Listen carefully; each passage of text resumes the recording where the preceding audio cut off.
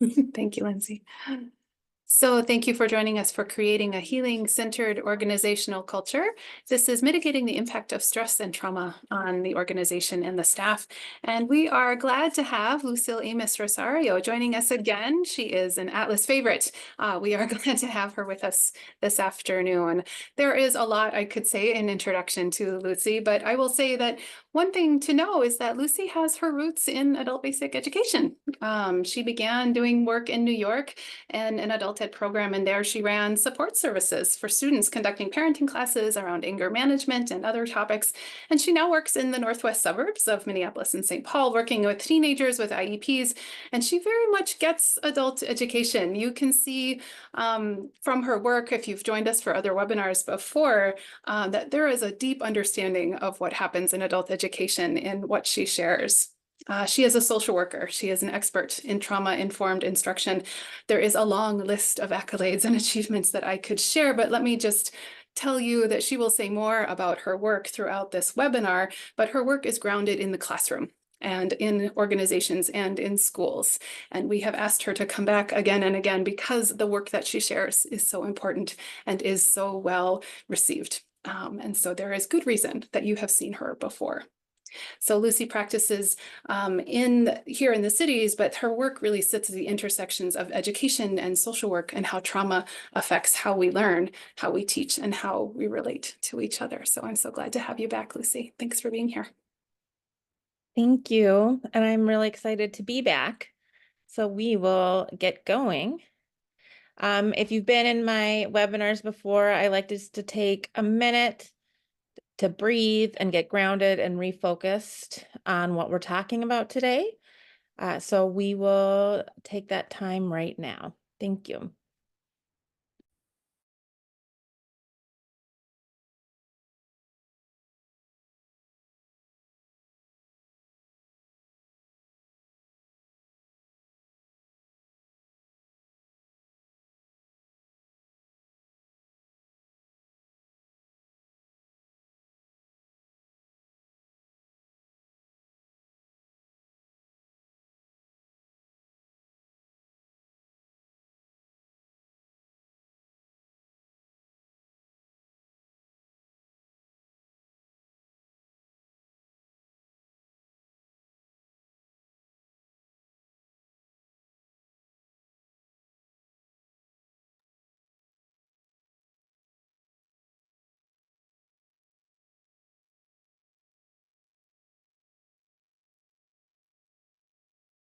Okay. So Patsy already gave me quite the introductions. Thank you. I think the only thing I would add to it is one, as you can see on the pictures, this is me. I have two kids. They go to Minneapolis Public Schools. I live in South Minneapolis. I have my fur babies. I have a dog, and we just adopted two kittens in March. And so I'm hoping that all of the animals stay out of this. But if you see or hear something, that is what is going on. I am a licensed clinical social worker. I got my master's out in New York. I've practiced clinical social worker in Mexico, the Bronx, and here in Minnesota. And as Patsy said, in the Bronx, where I started, it was a community center that provided adult basic education. And so that's really where a lot of my roots are. I worked as a therapist, as a trauma therapist, specifically with domestic violence and interpersonal relationship violence for a long time. I've done some consulting with both community mental health organizations, as well as schools, adult basic ed.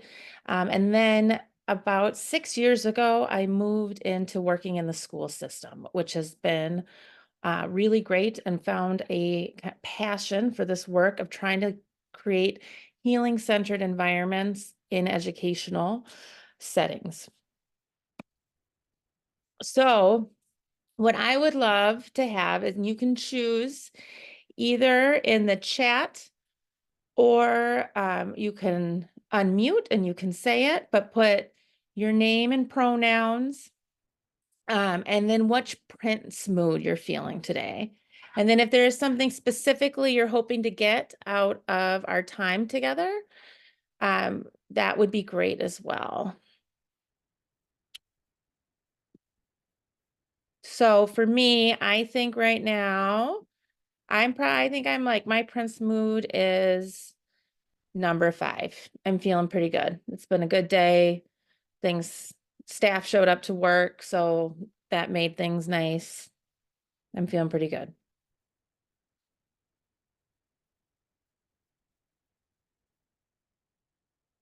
So you can write it in the chat or unmute. All right, Jen, Prince number 3. Yep. And hi, Jen. You've seen this one before. Okay. All right, we've got a number 6. Budgets. Yep, that would be number 6. That sounds about right. Number 6. Number 3. Okay. Mood 1. Mood 5. 1.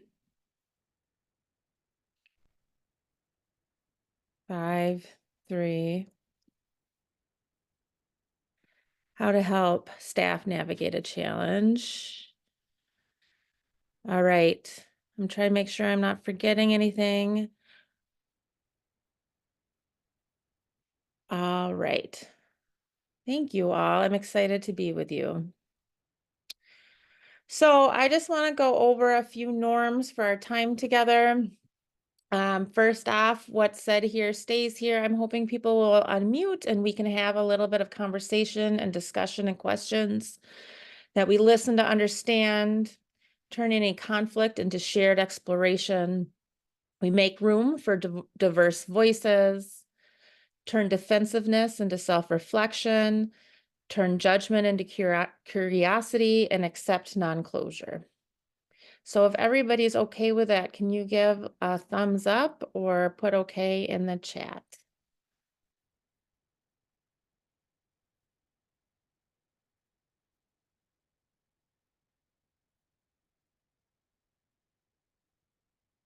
All right.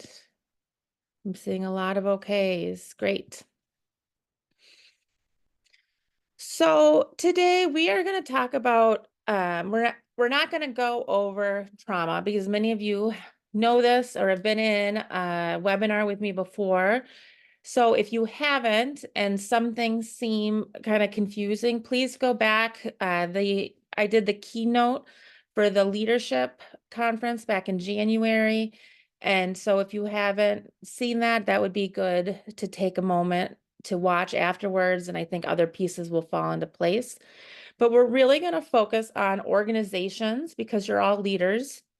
And the impact of trauma on those organizations, what we need to look for, and how we can start responding both after a trauma or trauma has impacted the organization, as well as things we can put into place proactively to avoid that.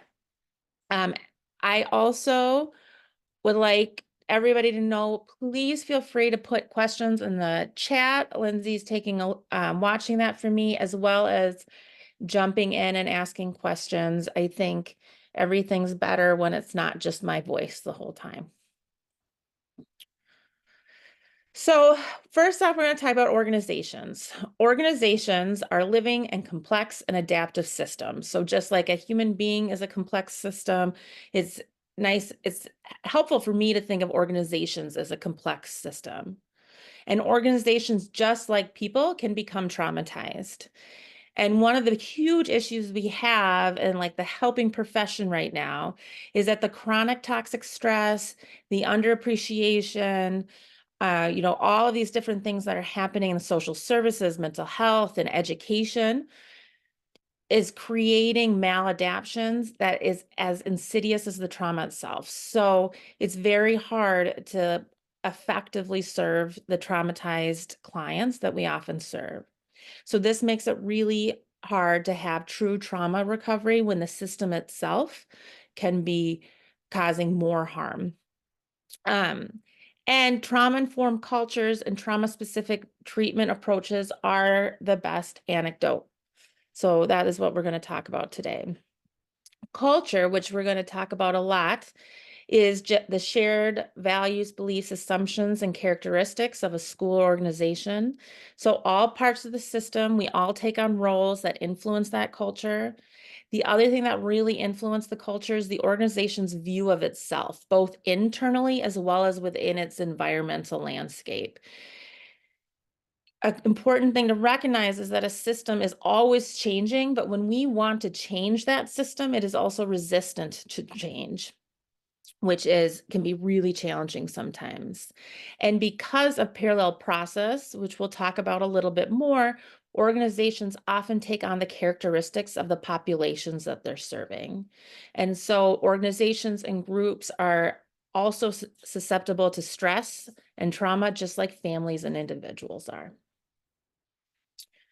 So some of the things that influence the organizational culture, and I want all of you to think about the organizations that you work in, is first the origin and creation story. So why does this organization exist? Do people know why? Is that a huge part of the identity? If not, how does that impact?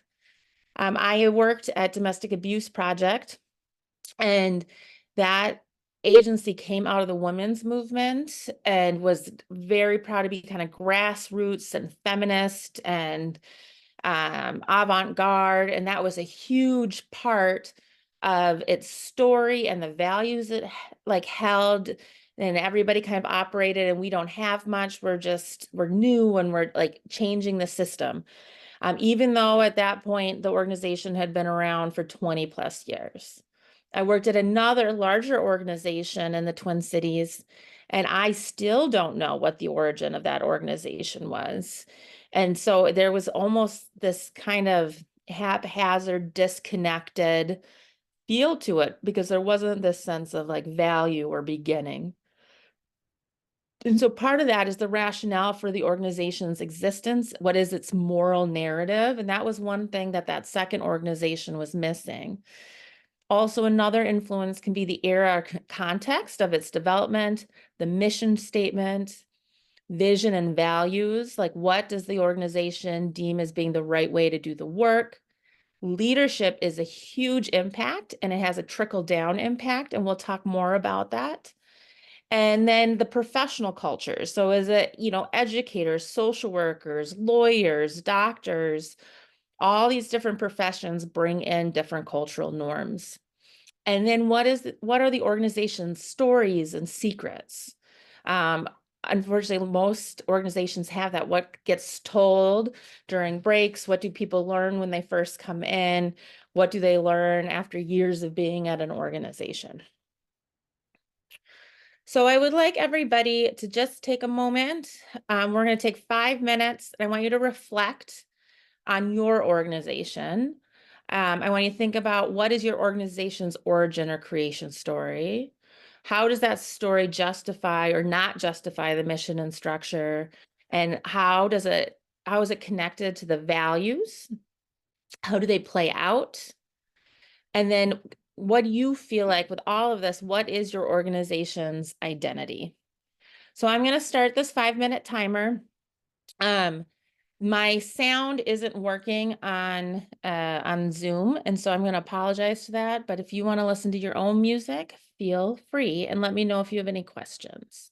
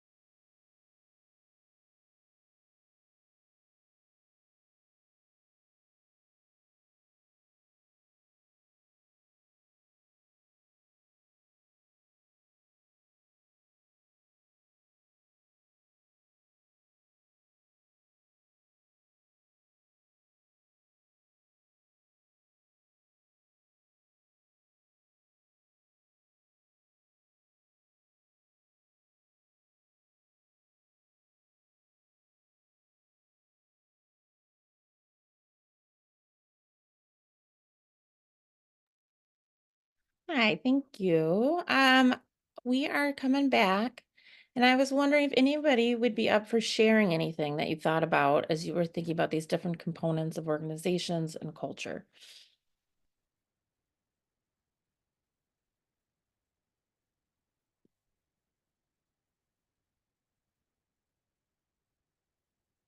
You're welcome to share in the chat or unmute.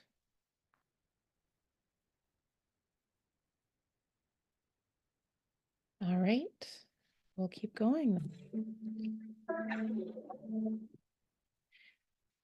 So, one thing, because of the trickle down impact of leadership, it's important to think about how power works within the organization, because this can be a huge piece of being able to heal from trauma and toxic stress, um, as well as re-traumatizing or creating trauma and toxic stress. So these are the types of power by Vanessa Jackson. So one type of power is power over. And so this is really linked to domination and force, your role. It is very authoritarian. So this form of power is one that we're the most familiar with, and it can create very negative attitudes about power for many of us because we feel like our voices aren't taken away or we have a loss of control. The second type of power is power from within. And so this is a personal power. This is our ability to complete and master tasks, use our abilities. This is our ability to make choices and take action that positively affect our lives and others. And so this is very empowering, obviously. This is a very positive experience, right? Of feeling like we have control over our environment and we can enact positive change on those around us as well as for ourselves. Power with is about a group. And so this is both a strong individual in a group that can influence and manifest what it wants to manifest through those relationships because they're being listened to, they're respected, and others can kind of join in. Um, and so power with is dependent on personal responsibility. You have to have your own creativity and daring and the willingness of others to respond. So this is more of a communal piece, right? And it's within relationship that you get power. So those are Vanessa Jackson's 3 types of power. French and Raven came up with 3 other types, and you'll be able to tell there's a lot of overlap. So the first type of power is positional power. You'll also hear role power. And so this is I'm the boss. I have power because I'm the boss and you have to do what I say.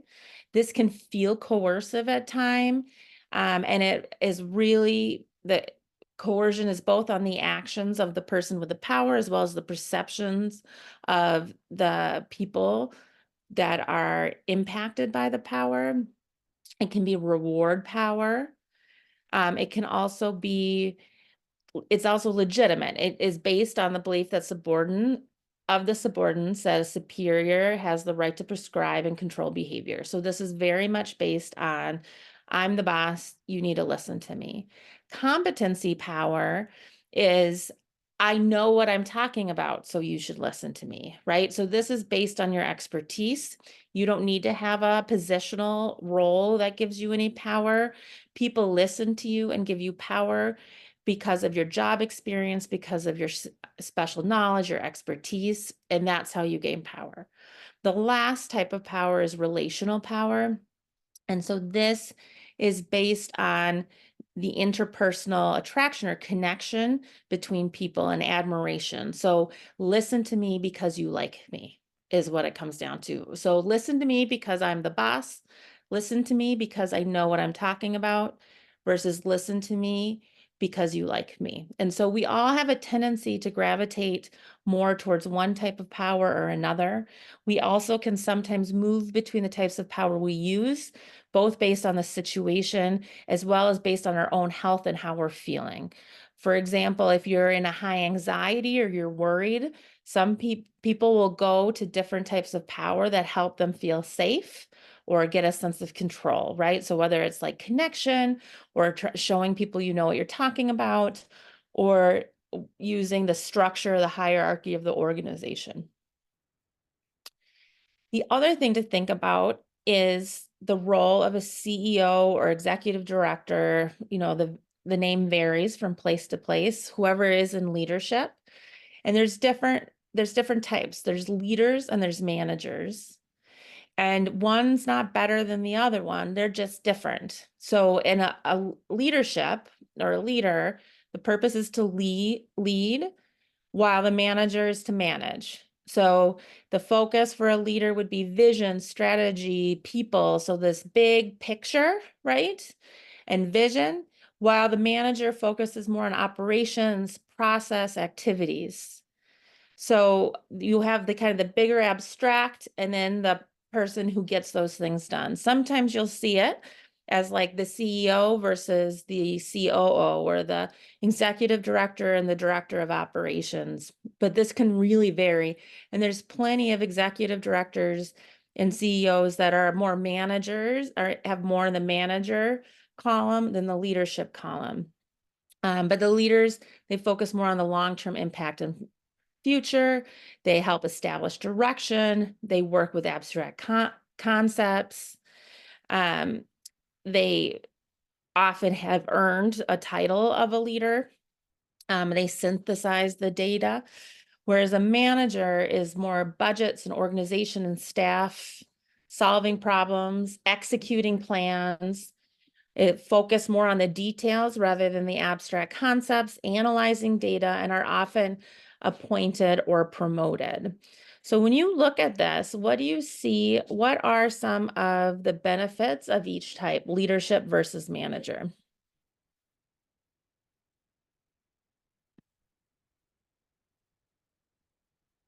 We are a quiet group today. Any thoughts? Or downsides? Would it be, do you think there's one that you need more than another one?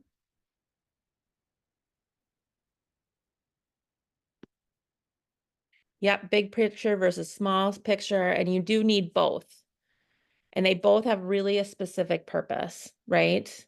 And we all tend to oftentimes we like one more than the other, right? There's more like big picture and more like trying to get things rolling and operational. I tend to be more of an operational person.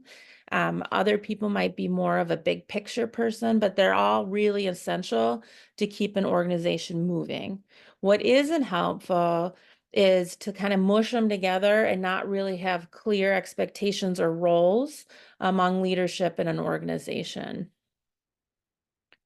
They do, and organizations may need one more than another, and that can also really change depending on what's going on in that organization. So if you're hiring a new leadership, the organization might be in a place where it maybe needs more of a manager to get things done, or it might need more of a leader to set that vision and look long term. And then we have, and then adult education, many leaders are or could be both leaders and managers in one responsible for big picture leadership as well as some nuts and bolts. Yes, and I would say I agree. I think that happens a lot in adult basic ed. It definitely happens in nonprofit work. A lot of it is because there's just no money, right? And so we have so many different hats. It happens in K-12 education as well, oftentimes, even though like generally in a school, you would think of the principal doing more of the big picture leadership and then the manager, the 8 assistant principals, being more managers, or the superintendent more leadership versus managers. But what Lindsay just wrote is really, really important, is that sometimes this can lead us to just exhaustion and burnout. So if you are switching these roles from one to the other, I think it's very important to know which role you're in at what time and what is needed for that task, right? Or if you have both and it's a lot, how are you able to delegate some of the tasks so that it's not so all on you, which I get is hard. but we have to think, because of parallel process, we really have to think on how we are treating ourselves. Yeah, a lack of concrete tasks can be very, very time consuming and very frustrating. I found myself, when I've been doing more of those big, long-term, like not particularly concrete projects, sometimes I just really enjoy sitting down with a spreadsheet and like organizing something, because then it's done. So they both have their challenges. So some of the things you want to think about when you're thinking about organizational structure is, how many layers of hierarchy are there? And some of that might be both, like I know, because I've worked with Robbinsdale and Jen before, they have their adult basic education department within this much larger school system. So maybe within that department, there's not a lot of hierarchy, but within the larger school system, there is a lot of hierarchy. And what is that interplay? Do people have the responsibility and authority to do their job, and do they match? One of the main ways that people burn out is when they have too much responsibility and not enough authority. And this can get really tricky when you start working with leads, because they don't really have the authority to actually do it, but they are responsible for the outcome. And so it's important as leaders to always think about, all right, I'm asking this person to do this task or run this committee. Do they have the authority and the responsibility that match, so that they're able to complete this? And then also thinking about your job, depending on those layers of a hierarchy, do you have the responsibility and authority to do your job? And if you don't, are you able to talk to someone to try to sort out how to make that match so that it's more successful? And then, what are patterns of decision making, and what types of patterns are used in your organization? And you can think about both in your program as well as a larger organization, because we all impact each other. So parallel process, and those of you that have been to my talks before, we always talk about this because it's so important. But this occurs between the client and the worker. Those dynamics are then reflected between the worker and their supervisor, and right on up the organization. It also goes, and this is why there's the trickle-down effect of leadership.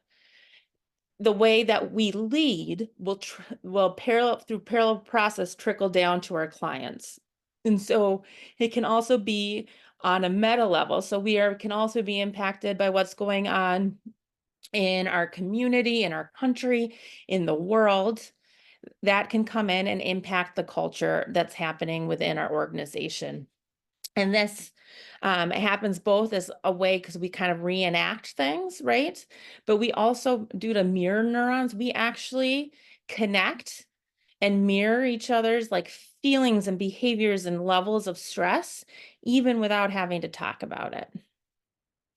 So in your organization, how your organization feels impacts how your staff feel, impact how your students feel, and how your students feel impact your staff, which then impacts the organization. So if you have a lot of angry, aggressive students coming in, or learners coming into your organization, staff are going to start to feel angry, aggressive, probably defensive, and it's going to create an organizational feeling, right? Also, if there's a sense of like hopelessness. So if staff are feeling hopeless, if the organization's feeling hopeless, they don't have this drive, or that they're seeing, it can impact and create a sense of hopelessness for the students and learners that are coming in. So when students come in overwhelmed and fragmented, as you can see, then the staff are that way in the organization. Students are hyper aroused, staff are hyper aroused, organization is crisis driven. Yeah, also, and then on the way back down, if the organization is crisis driven, like let's say there are a lot of crises with budget and different things that are going on, or stuff happening on the board, that can trickle down and cause hyper arousal among staff and students. So we really need to pay attention to how things are operating at all levels of the organization.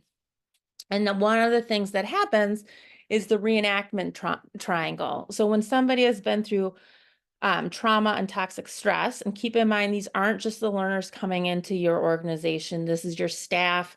There's a high prevalence of both trauma and toxic stress. So most people have some experience with it. And so people who've experienced trauma or toxic stress will often reenact that dynamic by going through Cartman's drama triangle. So putting themselves and other people they're communicating with in different roles. So the roles are victim, and you're in a victim role when you're feeling very stuck, trapped, disempowered, helpless. A rescuer role, which is when you feel the need to rescue somebody or do something for somebody, kind of be the savior. That happens a lot.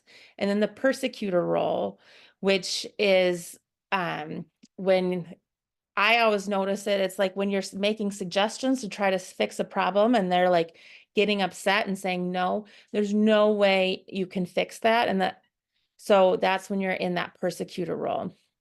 And so if a teacher is having an experience with a student like this, it is very normal for them to go and bring that into supervision or with coworkers.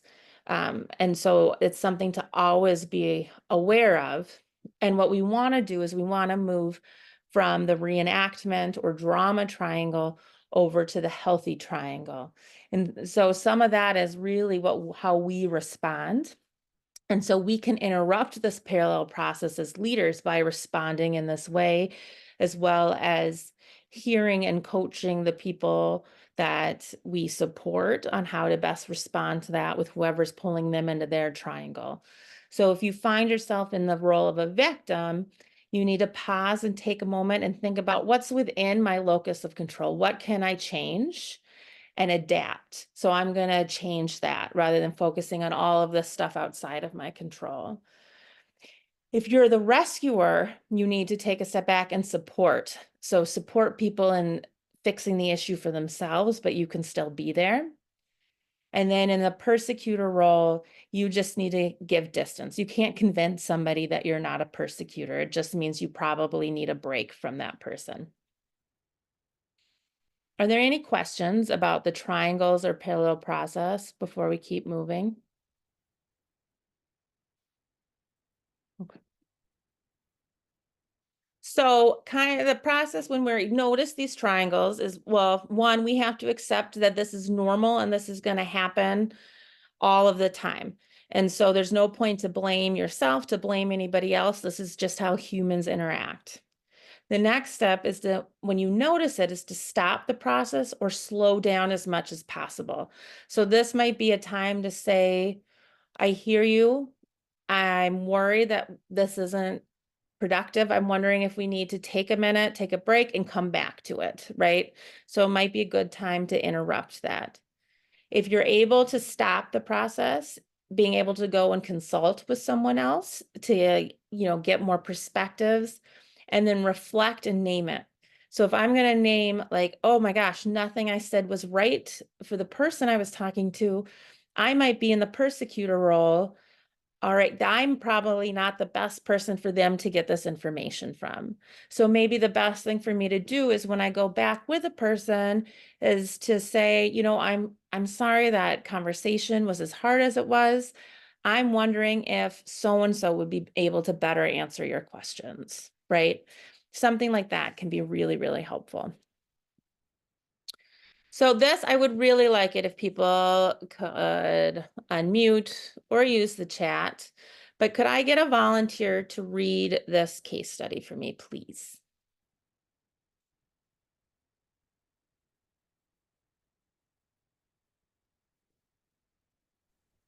I can do it.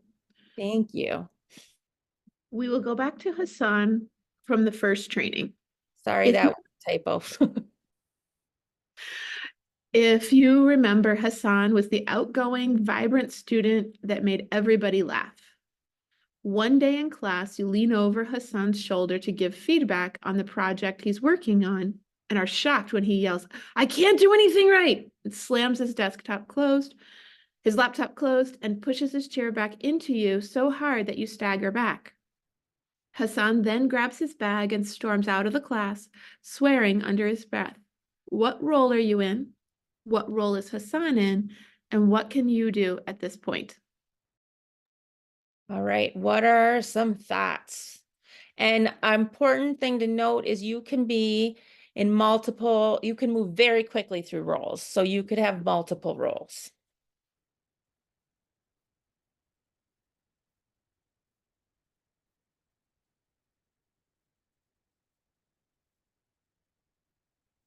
So what role are you in? Hassan is, yep, feeling like the victim. Does he switch roles at all?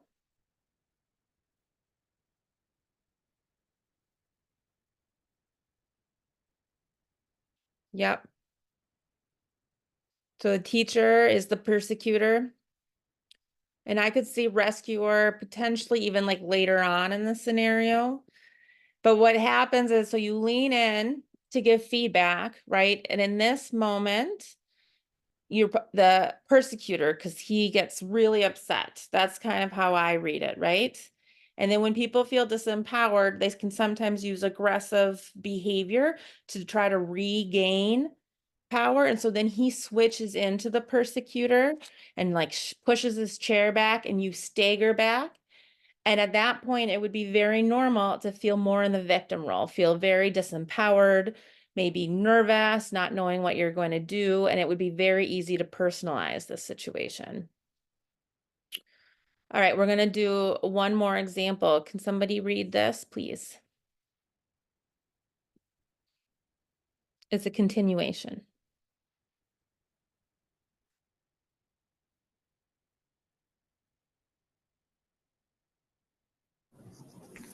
I can read it. Thank you. You follow him out of the classroom and watch him slam his fist into the wall, then lean up against the wall, visibly shaking. You notice he's taking deep breaths and starting to calm himself. As he calms down, he notices you and immediately starts crying, apologizing, and explaining that he hasn't been sleeping and is overwhelmed because he doesn't understand what's happening in class and feels dumb. What role are you in? What role is Hassan in? And what can you do at this point? Okay, so what's going on here?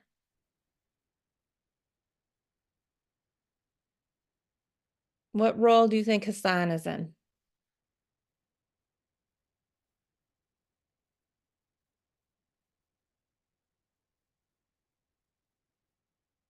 Yep, Hassan is the victim.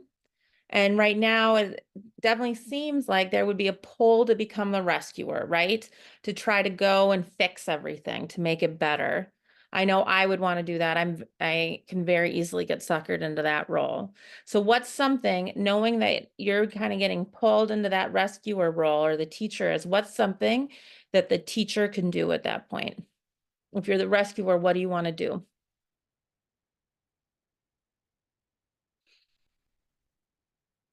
You'll give them space and give distance. So you do need to slow down. But the give space and distance, that's more for the persecutor. Rather than rescuing, what should you do? Support.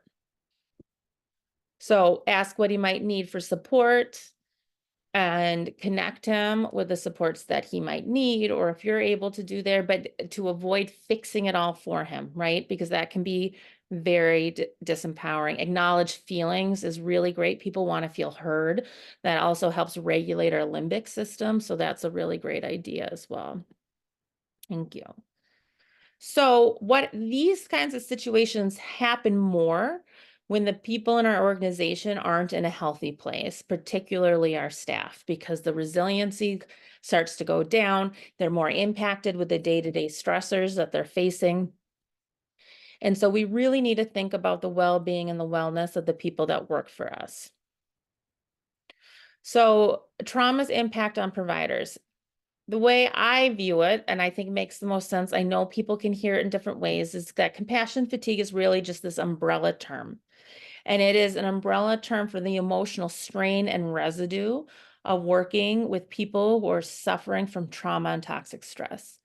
And this emotional strain and residue is on top of whatever trauma and toxic stress we are also impacted by. So it can impact you physically, emotionally, psychologically, spiritually, and it can be exposure to one single incident, or it can be the cumulative impact of hearing about bad things over and over and over again. So the terms that we're going to go over, because giving language to situations is powerful, is burnout, secondary traumatic stress, vicarious trauma, and moral injury. And all four of these are very different and need different things to mitigate their impact.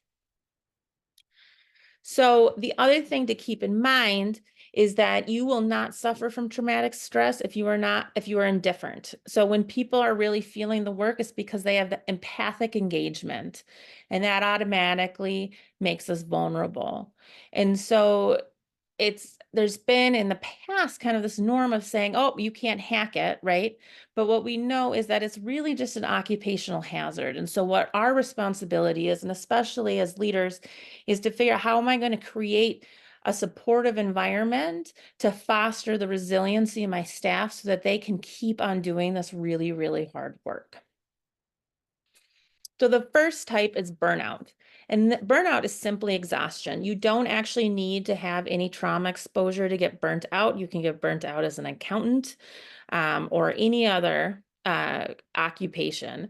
This means that you have too much on your plate. You usually need to maybe talk to your supervisor to figure out how to better manage your workload. This is physical, emotional, and mental exhaustion.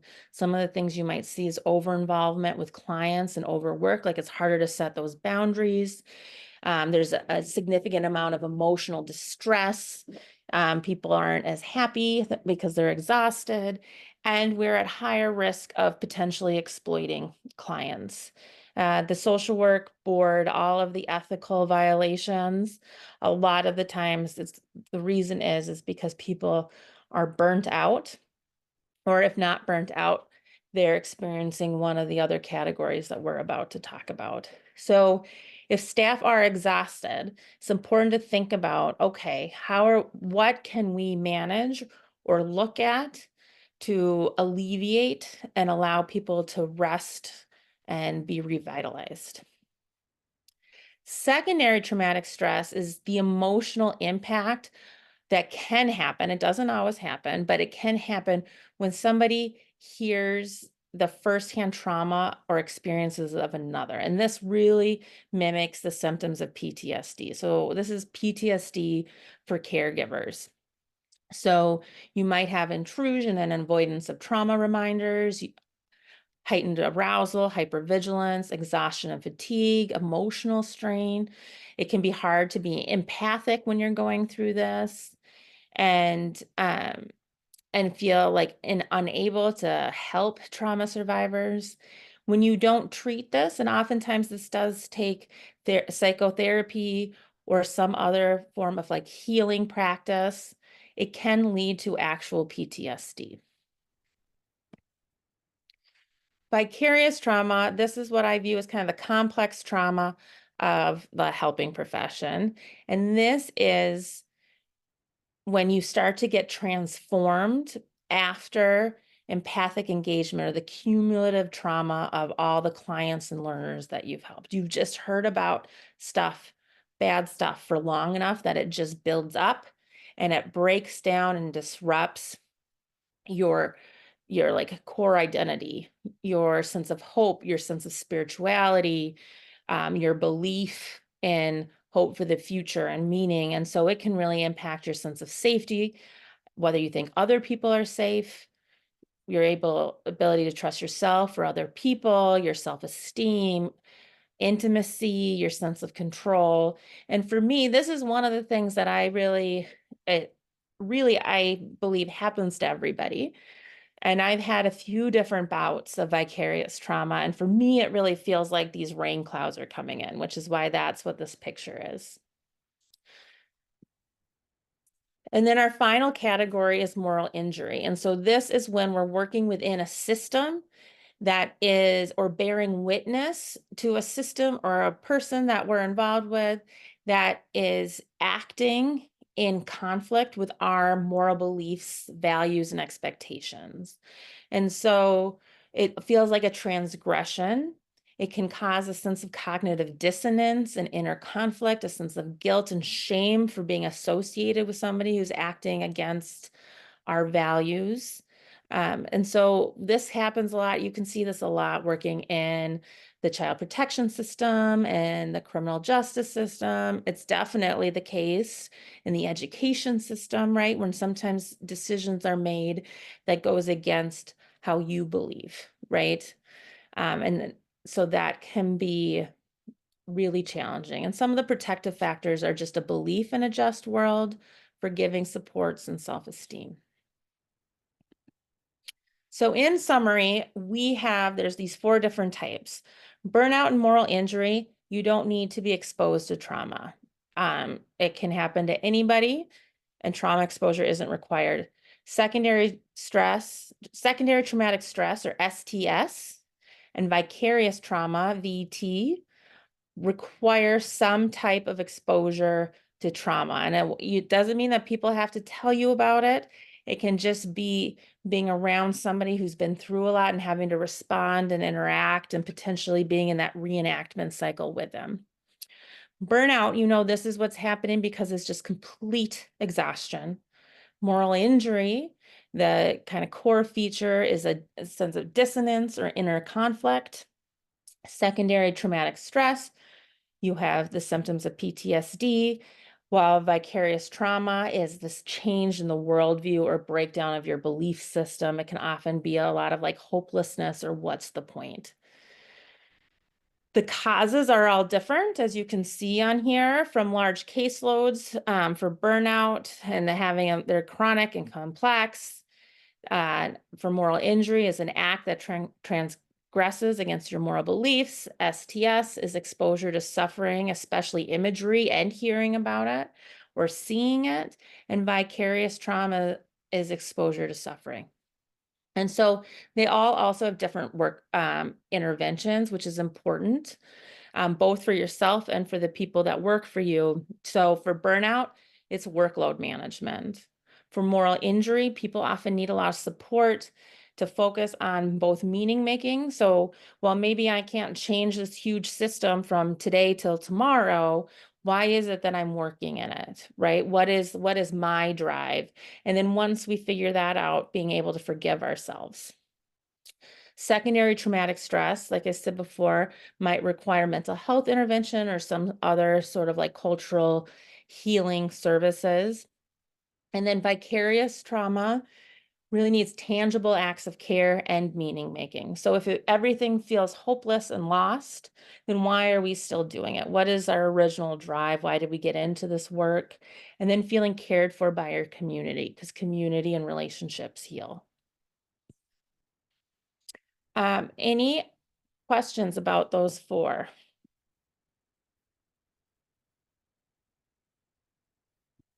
Okay. So the opposite of all of these is compassion satisfaction, which is why we do this work anyway. And so that's the pleasure and feelings of fulfillment that can be derived from doing one's work well and contributing to the work or your individual life or the greater good of society. So that's why we do it. And some important things to note is that compassion satisfaction is one of the main reasons why we are driven to do more helping work. And it is the positive side of this hard trauma work that people do to nourish and serve clients and learners. And despite the evidence that many people experience compassion fatigue and VT, there are people who don't, and many people that remain very committed, even if they have experienced that. It is also possible to be experiencing compassion fatigue and compassion satisfaction at the same time. They're not mutually exclusive. And actually, that compassion satisfaction can be something that's really helpful in recovering and healing from compassion fatigue. But what we want to watch out for is there's a certain point where compassion fatigue can get to be so much that it overwhelms one's ability to experience compassion satisfaction. And that's when we start losing people in the field, or people start acting outside of their normal ethical kind of standards. So we are now going to, so how does this all impact your organization as a whole? There's different types of organizational trauma that an organization can experience. One is single or multiple devastating events. This would be like big T trauma when we're talking about individuals. And it can be both external and internal. So like an external single or like big event, multiple big events could be an active shooter, an assault or murder of staff, a significant loss of funding or shutdown of programs. So it can both be very concrete and like violent. It can also be like loss and trauma of like things getting shut down. Internal would be embezzlement, abuse, a suicide, widespread layoffs, loss of an important leader. Can be very devastating to staff, especially if there's an important leader that causes a lot of harm that gets shown. So there was an organization a number of years ago in Minneapolis where there was a leader that had been there for a long time, and then it came out that this person was embezzling funds, and it just went to the core of the entire organization and impacted everybody. Ongoing wounding. So external would be a pattern of inconsistent, unreliable financial support. So I was feeling that sense of instability, like I could be cut or fired at any time. Change in social and political priorities. That happens a lot right now in our current political system. And devaluation of a community partner or people in a powerful role. So it's like somebody comes into power and is like, we don't really care about adult basic ed. Our focus is going to be police reform, and we're going to defund all of this. That can be, there could be ongoing, that could be both actually, but that can be ongoing as having your field and what you do being devalued. An internal would be exploitation of staff, any sort of harassment, workplace abuse, including threats about people's jobs. Coercive power can be part of this. Significant financial mismanagement. Remember, that's a huge breaking of trust. I saw Anne ask, what would you put the global pandemic? Well, I would put that as an external single or multiple devastating events, right? Because it went over a long time. It was an external influence that impacted the organization and kind of shook it to its core.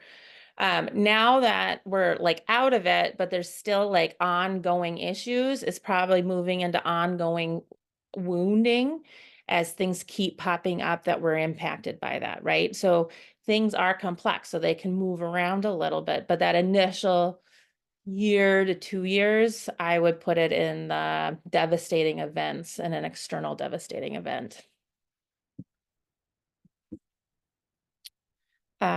Cumulative trauma and empathic work. So this is where, remember we're talking about vicarious trauma and then cumulative trauma.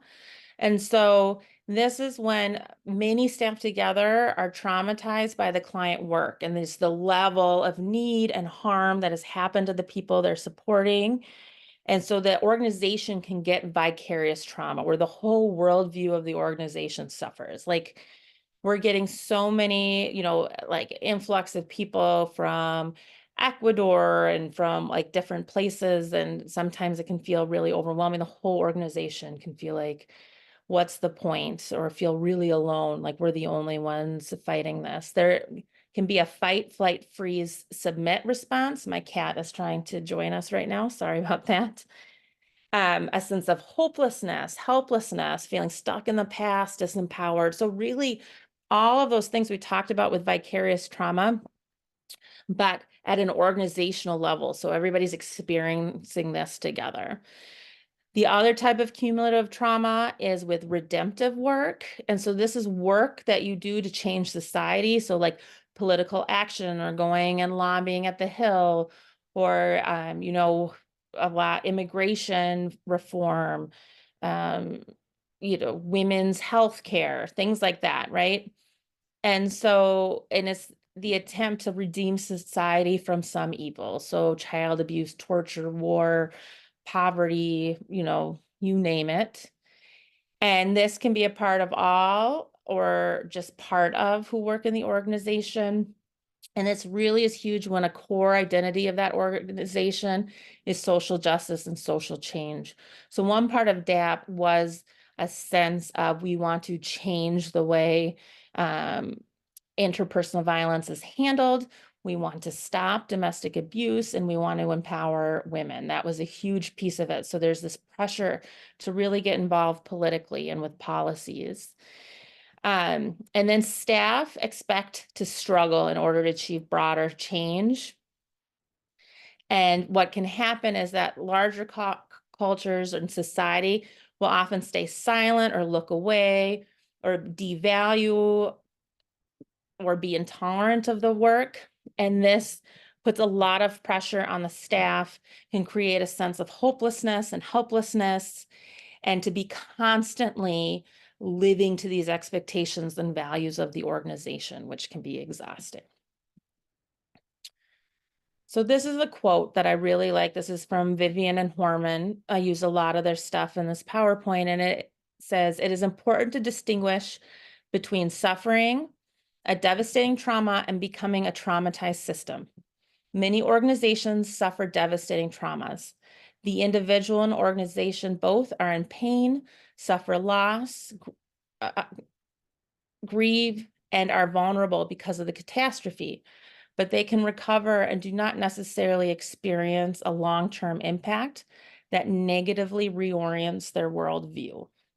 So again, like we talked about in some of my previous webinars, an experience can happen to multiple organizations, but depending on a lot of different factors and resilience and the things that are happening in that organization prior, during, and after is going to impact and change how that catastrophe impacts the organization. So not everybody is going to be impacted the same way.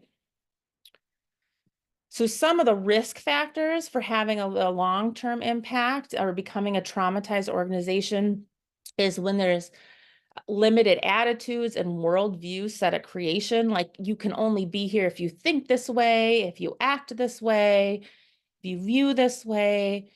When there's unproductive relationships between the org and the environment, where there's this culture of we are fighting against everybody and everybody is against us versus them. Organizational amnesia. So when we've gone through a trauma or a stressor and we forget about it. So instead of learning about it, the organization forgets about it. And then finally, when there's wounds from previous traumas that are unrecognized, so they're still there, it creates vulnerability. So some of the characteristics of traumatization are having inadequate emotional containment. So there's an environment of high drama, a lot of reactivity, stress, sickness that's not being contained and supported. If there's ongoing instability, a sense of shame and guilt, which often will leave people feeling at fault or isolated. If there's a deep-rooted lack of trust, if people don't feel like they're able to speak up or cynical that anything will ever change. And again, a lot of this gets developed through history, and it's something you learn when you come in, like, oh, it's always been this way. There's no point in even trying, right? When there's re-traumatization and there's regular triggers, feelings of hopelessness, when there's widespread anxiety and compromised communication, and when the organization has been through cycles of hope and discouragement. So when the pendulum swings from one extreme to the other, creates vulnerability. And inadequate and or unsafe organizational practices. So when people don't feel safe at work, it makes it very hard to bounce back from the stressors and traumas that can happen. So organizational traumatization syndrome. So this is a syndrome that Vivian and Horman talk about. You notice that there's very close boundaries, right? And like kind of clickiness, so centrality of insider relationships. When I've been in organizations, because all organizations go through healthier times and unhealthy times. And when I've been in organizations that are in like an unhealthy time, oftentimes people just won't talk to each other, or they'll only talk to this one person, or programs stop collaborating, and there's kind of an in group and an out group. That's a really big flag that something is unhealthy, is when people stop connecting. There's hypervigilance and then fight, fight, freeze. Things get very reactionary, and there's a constant state of crisis. So it's all reactive versus proactive. There's feeling unsafe, and that safety then erodes the trust in the leadership and the organization. And stress and anxiety can also create emotional contagion. So this is through mirror neurons, how people are acting, just being kind of in the presence of somebody who's stressed and anxious and struggling to regulate. We meet them there. And when there's a lot of blaming, a lack of forgiveness, a lot silencing, an erosion of worldview and identity, and a sense of despair and depression. You can really see this. One school I worked at was a high need school. We worked with the most challenging 1% of the student population in the state of Minnesota. And one year we had some big programmatic changes, and it just exploded. And there was fights every day. And the staff, we didn't have a lot of respect for how leadership did this, because they didn't have people's voices in it. We didn't feel like we were being supported or kept safe. And you could just walking through the halls, even when something wasn't happening, you could see it. People had this kind of like dazed look. People got really close, kind of trauma bonding with certain people, and didn't talk to other people. And there was a lot of blaming that was happening. And so you can really sense this when you walk into an organization.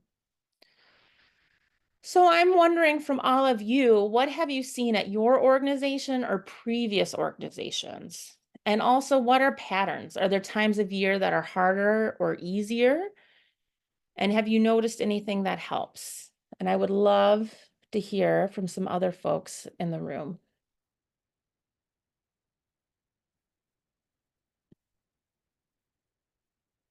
You can also put it in the chat or on mute.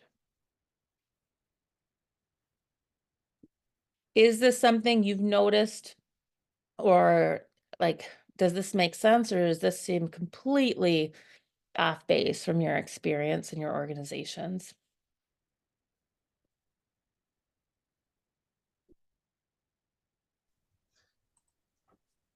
I can share just briefly, but in a limited way. Like, yes, absolutely. I could say that this does make a lot of sense, and I can relate a lot to this. Honestly, though, like, I don't feel comfortable going into specifics. No, of course not. No, don't do specifics. You don't need to do this. That for sure. Yeah. But I think it is important, especially patterns. I don't know if you've noticed a pattern, but I think in a lot of, like in Minnesota, February is hard, no matter where you work, right? And it's hard for the students coming in, it's hard for the staff members, it's hard for the leadership. And so you can really see this, right?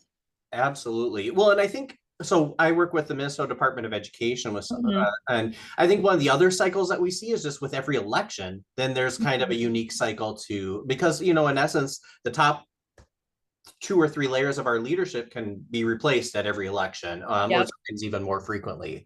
So it's, that creates a lot of interesting cycles within the agency. Yep, 100%. And like schools, you go through different cycles, right? So like in schools, you start in the fall, there's a crash in October when the excitement wears off. Then you're like getting through to winter break. And then you come back and you're excited. And then you realize it's February in Minnesota and that sucks. And then you're trying to get to spring break. And then now you're like sun's coming up and it's coming out and everybody's like all ready to be outside and for summer to hit, right? Like we have all of these. In the chat, we have somebody who's talked about working in jails and shelter and the like, and this all rings very true. I agree. I've done some work in jails and shelters as well, and you can really feel these cycles. We also have, there's definitely different feelings and cultures depending on the staff and the leadership. And with each leadership change, there's a completely different culture. That's also true. And when a leader that's been there for a long time changes, it's huge and often underestimated about the impact that's going to have, right? Whether it was a good leader, a bad, no matter what the feelings were, it's a huge change. And there's always a huge impact, right? Things get restructured, people get let go, people don't feel, valued or seen, or maybe they're excited. And then I feel everybody's been traumatized by technology and the implementation. So it is supposed to make our lives easier. But then like technology has sped everything else and everything up and expectations upon us.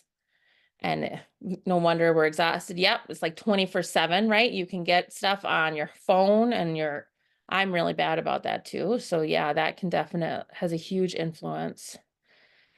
And then, yeah, the contract negotiations. I worked in Minneapolis the year we had the 3-week strike, and that was organizational trauma. There was organizational trauma leading up to it, and the impact of that strike was huge. I'm also a parent in that school district.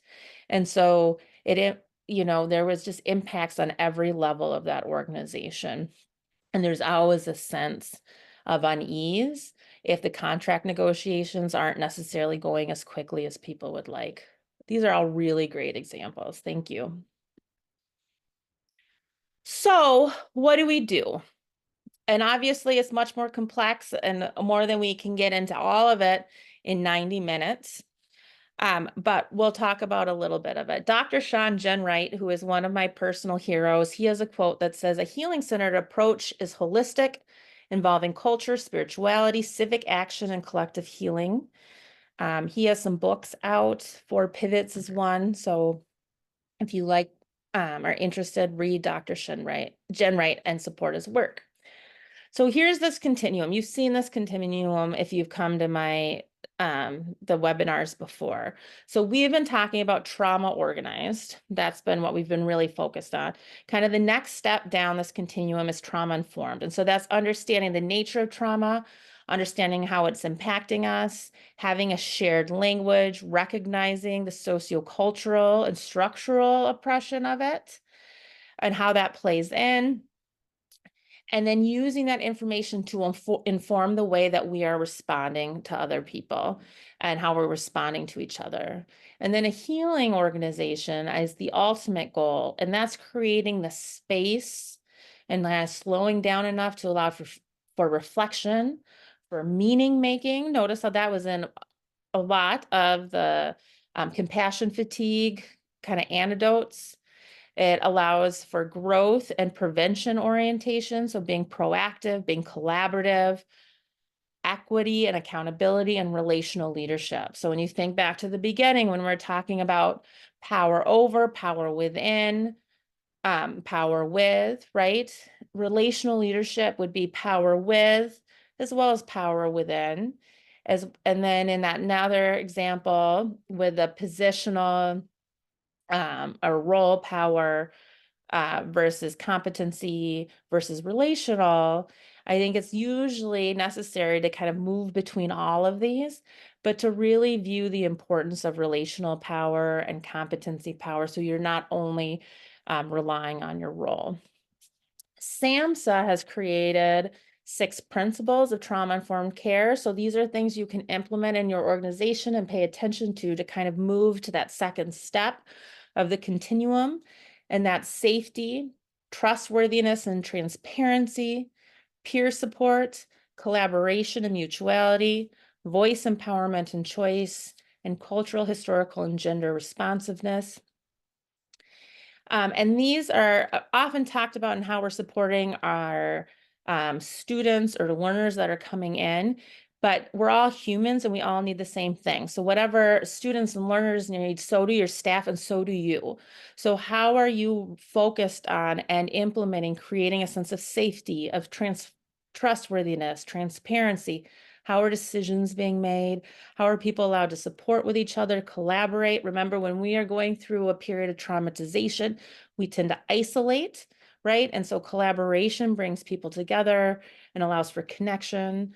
Voice and empowerment and choice is healing, and also making sure that people feel accepted and seen and valued in their whole selves, and not discriminated against. The 4 key elements is realizing the impact, recognizing the signs and symptoms, responding by integrating the knowledge into practices, and to resist re-traumatization. So to do this, we need to think about Maslow's hierarchy of needs. So even though a lot of times we talk about this again with students and learners, this is also for your staff. So how are you as an organization making sure that staff have adequate salary and time off? That is huge, to make sure they can support themselves, to make sure that they, if they're going through something, if they have a sick kid, they're able to take care of that. That's always a balancing act. And then how do you respond to explicit concerns about safety? So if people feel unsafe, what is the best way to respond? Now, this doesn't mean that if people feel unsafe, it's automatically like, oh no, I'm going to save you myself, right? Then you get into the rescuer role. But the support and understanding it, and also understanding how implicit bias might be playing into this as well. And is it a real risk or not a real risk? So how are you going to support them in figuring out how to make the environment feel safe? Does your organization provide access to medical and mental health supports? Do you allow for time for staff to be able to take breaks during the day? Is there time as an organization to spend time together and bond and build those connections? You want to create a culture of high structure and high warmth. People do well when things are predictable and transparent. They don't feel like decisions are being made behind their back. Right now, we just finished with budget season in the K-12 schools, but when budgets come out, there's all these like closed door meetings and nobody really knows. And are people going to be back next year? Are people getting cut? Right? And there's trauma in that as well. Because like last year, the district that I'm in, Brooklyn Center, had to do a ton of cuts. And so this year we haven't had to, but leading into the budget season, people's stress response systems went through the roof, right? And then if you look at Minneapolis right now, they're going to have to cut $110 million. So everybody I know in that system is really on edge. And so there's all these rumors, are schools going to close? What's going to happen, right? That unpredictability is very, very hard. And then also, how are you creating connections between staff? Because that's a huge piece of resiliency, as well as fostering professional growth. That's big for that meaning making and not feeling stuck, and having people feel empowered that they're growing and they're seen and they're valued. And how is warmth expressed in your organization or program? So some other things as leaders that you can really work on in your organization is really to create kind of a more resilient culture through this, is having a strong core identity and values. So making sure that mission is really felt and seen, those values and principles and practices, right? That helps drive people and helps the organization feel strong even in times of adversity. Organizational esteem and self-efficacy. So trying to make sure that the organization is reaching its goals. There's nothing more demoralizing than working so hard and not seeing anything. And likewise, when there are even small successes, because there's a lot of things that we're working against, right? Really celebrating it and celebrating people who have successes. So when I worked in the Bronx in the community organization, I think I had told, because I had asked for time off to take my clinical licensure exam. And so my supervisor was like, make sure you text me after the exam. So I went downtown and I took the exam, and I was taking the train back up to the Bronx, and I texted my supervisor, and I came in and everybody was in the break room with like cupcakes and balloons, and they wrote congratulations on the board, which means they'd already had all the stuff. So they just had confidence I was going to pass. but it felt good. And there's a lot of organizations that don't do that. And it's hard to feel seen or valued or like your work means something. So thinking about those things. Facilitating structures and processes to try to create that sense of predictability and transparency, and identifying if an area isn't going well, like let's focus on this and how are we going to kind of fix this? Or if there is a policy or procedure, but make sure it's actually implemented, right? It's only as good as it is implemented. And then having hopeful and energetic leadership. So when the leader has a vision for the organization, is excited about it, it creates this container, and it allows people to also get really excited and kind of come back to that. And it can be exhausting work for leaders, but it can really help. That same organization in the Bronx, we had a very visionary leader, and one spring they found a brain tumor. So she had to have brain surgery, and she was out for like 3 months. And it felt like we had lost our soul, right? And everybody, it was so fragmented during that time. And she's retired since then, so I don't even know how they came from that, but you really want that vision that motivates people. Having positive connections to peer agencies, being collaborative is very helpful. So not isolating. And then when you're recovering from a big acute organizational trauma, so that would be, remember, the active shooter or assault or a loss of an important leader, the pandemic, you want to make sure that help is accessible and non-threatening. So counselors are available. Do you have an employee assistance program? And some of the schools I've worked in, we would ask somebody from the employee assistance program to come in and just sit in a room, and people could stop by if they needed it. Do you need to close for a day? My old district, there was a school shooting where a student died, and they did not close. And since that happened, pretty much the entire staff and leadership has turned over in that school. So really knowing that powering through can often be very traumatizing. And then how are you ensuring safety, stability, and containment? Do you have a crisis response plan? Do you know that it's implemented? Are you debriefing incidents, following up with people, making sure people feel cared for, and that there are hard things, but we've got it under the control. And then part of that is really important as a leader, is to name the trauma and normalize it. And so ignoring that something happened doesn't help. Another school that I had done some consulting work with, they had a really bad incident with a staff that was caught doing things they shouldn't do, and ended up having to leave. And there's a big legal issue around it. And when I came in, the superintendent still hadn't acknowledged it, right? And so it's just something people were dealing with and talking about behind closed doors. And there's just power in saying, you know what? This was really hard. It was really hard for me. I'm sorry we went on all through this. I believe in us. We can get through this. But you're right. It was really, really hard. Just acknowledging it. And then integrating trauma in a meaningful way.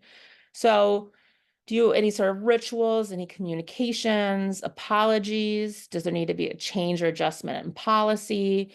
Memorial, kind of depending on what's going on. One thing with a memorial is, if you do a memorial, you need to think through it, because then you need to do a memorial for everybody. And so maybe it's something that like is not a permanent fixture, right? So or maybe you're willing to plant a tree every time the organization loses somebody, but it can really create a sense of harm if not everybody's treated the same. And then recovering from ongoing or cumulative organizational trauma, you want to recognize and acknowledge it. You want to address it. You want to create a process for organization-wide dialogue and learning, like, okay, this is what's happening. We're going to learn about it. You're normalizing, you're giving the words to explain what's happening. You want to remember the history of your organization and make sure you document everything, and that the organization doesn't forget about this experience. work on creating that, strengthen that core identity and build organizational esteem, really focus on facilitating structures and processes, making sure the system is open and there's connection and collaboration, and finding ways to nurture organizational spirit and engage in renewal. And I think, and this is all really goes back to those principles of like trauma and trauma healing. And then also paying attention to patterns. So when you go through a pattern, like if we know February is going to be hard, just being able to name it gives a sense of power rather than feeling completely out of control and like something's especially wrong, right? And then as leaders, some of the things to keep in mind is to identify the suffering and name it, as we talked about, contain the impact. So if this has happened to one person or like a group of people, offering a lot of support for those people, but then also recognizing what the ripple effect is and communicating clearly, offering optimism, confidence, and energy, but not disingenuous. So if everybody's grieving and you're super happy, that doesn't feel good, right? So it needs to be authentic and very attuned to the organization.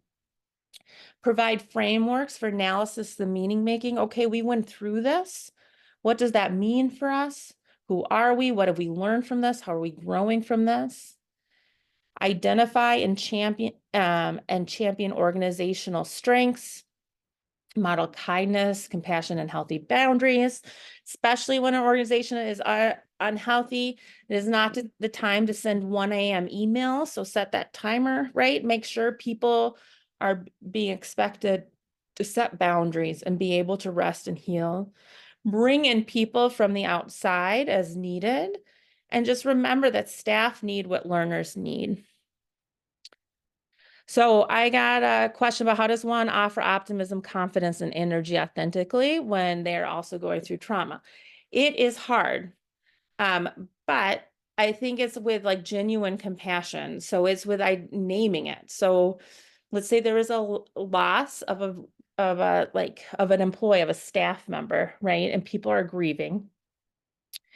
And so naming it, like genuinely, like we lost this person was really important to all of us. I'm feeling sad.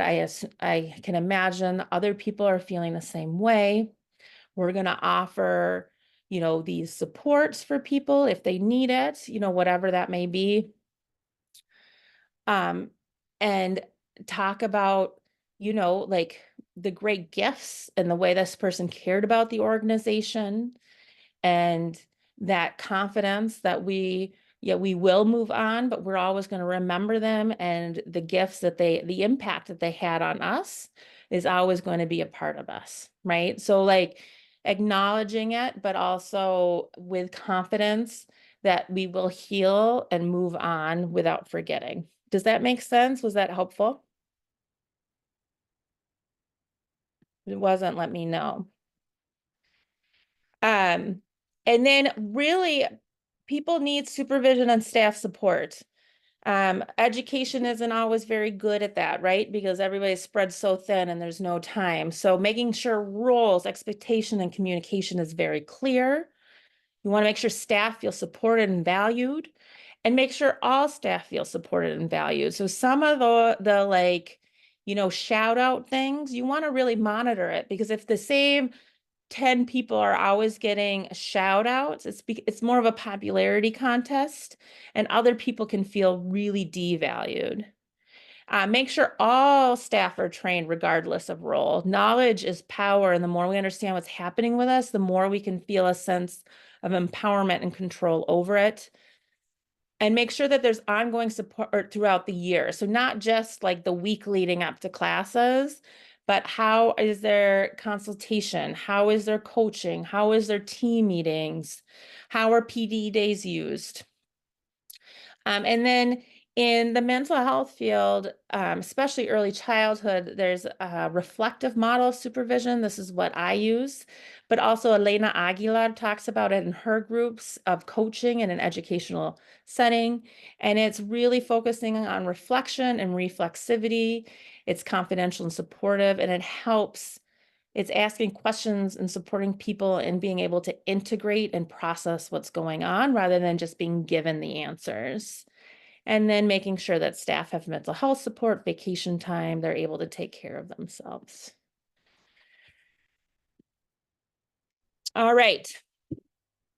We are right at 1:30. So this is my last quote. We worked together to develop an atmosphere in which it is considered inevitable to be affected by work.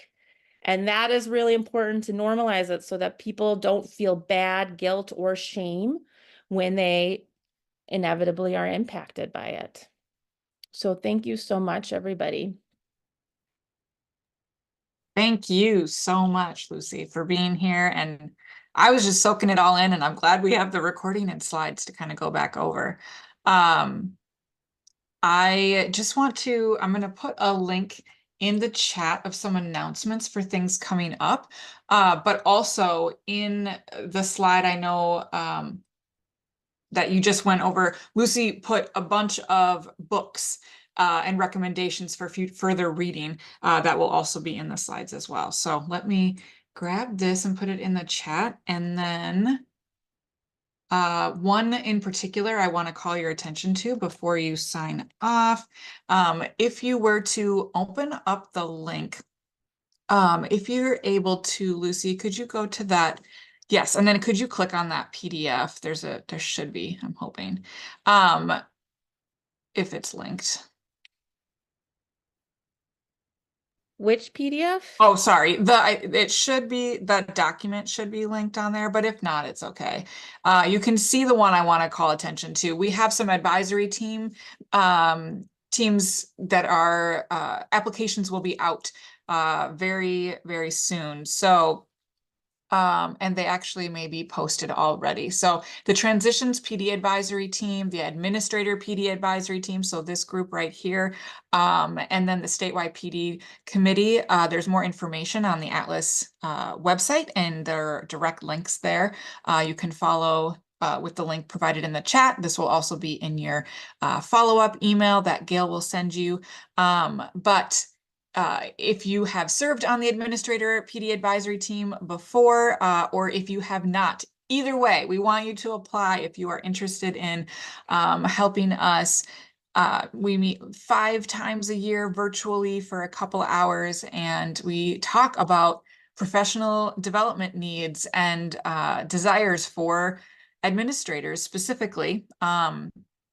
And you get to be kind of integral in the planning and voice of what takes shape there. So so I'm giving a specific plug for the administrator one. And then also the statewide mentorship experience. If you are interested in being a mentor or being mentored, please follow the link there to fill out the form. And our next cohort begins May 31st. We do accept applications on an ongoing basis. And so at any point throughout the year, you can send your application in to make sure that we can match everybody for this coming cohort. This coming cohort deadline will be May 6th, but you can always submit an application and we'll keep it on file for the next one. So anyways, those are just a couple things I wanted to highlight. Please check out the announcement docs for things that are happening as we wrap up this year. But thank you so much for joining us. Thank you, Lucy, again. And I hope you have a wonderful afternoon. Thank you, everybody.